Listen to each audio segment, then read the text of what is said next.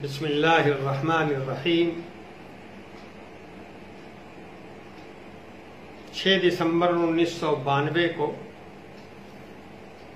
दिन की रोशनी में बाबरी मस्जिद को शहीद कर दिया गया। बाबरी मस्जिद की ये शहादत किसी एक इमारत को तोड़ना नहीं था, बल्कि सही मानों में ये हिंदुस्तान के आईन और यहाँ की जमहूरियत को तोड़ना था। और ये एक अफसोसनाक मामला था जो भारत की तारीख में लिखा गया। जिन लोगों ने बाबरी मस्जिद को शहीद किया, उनकी तस्वीरें मौजूद हैं, जिनमें बहुत से रज़ाकार भी थे जो मस्जिद की गुंबद पर, उसकी छतों पर, उसकी दीवारों पर चढ़े हुए थे।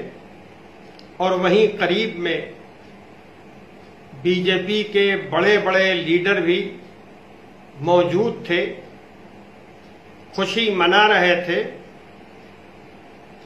और न सिर्फ ये कि उनके चेहरे पर मुस्कुराहट थी, बल्कि बाज औरतों ने एक बड़े लीडर के गले में अपने हाथों का हार बना लिया। खुशी की ये अलामत वाज़ेह तौर पर आज भी तस्वीरों और वीडियोस के अंदर पूरे मुल्क में फैली हुई है। मामला सीबीआई की अदालत में गया और तफ्तीश के दौरान जो लोग मुजरिम समझे गए, उनकी एक लंबी फेहरिस्त बनी और उनके खिलाफ मुकदमा चलाया गया। और ये मुकदमा सीबीआई की अदालत में चला। लंबा अरसा गुजरा और भारत को 28 साल तक इस मुकदमे के फैसले का इंतजार करना पड़ा। जब फैसला आया तो भारत ने देखा कि सारे मुल्जिमीन, जिन लोगों ने ये हरकत की थी, उनको बरी कर दिया गया। मेरा एहसास ये है कि ये जजमेंट एक बेबुनियाद जजमेंट है, जिसमें शहादतों को नजरअंदाज किया गया है और कानून का भी पासो लिहाज नहीं रखा गया है। ये फैसला उसी ज़हनियत का आईनेदार है जो ज़हनियत हुकूमत की है और जिसका इजहार बाबरी मस्जिद केस में सुप्रीम कोर्ट के जजों ने किया था। सुप्रीम कोर्ट ने तो इतना किया कि अपने फैसले में कई वाज़ेह हकीकतों को तस्लीम किया। फिर जो जजमेंट दिया वो इंसाफ के चेहरे पर बड़ा स्याह धब्बा है।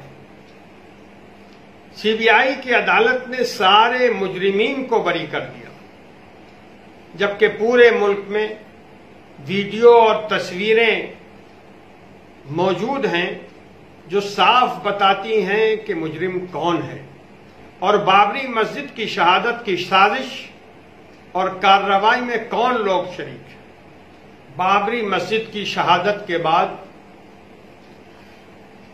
एक मौके पर 1994 में सुप्रीम कोर्ट के 5 जजों ने वाज़ेह किया था कि बाबरी मस्जिद की शहादत एक कौमी शर्मिंदगी है, नेशनल शेम है और कानून की हुक्मरानी और आईनी तरीक़ेकार के लिए बहुत बड़ा धचका है।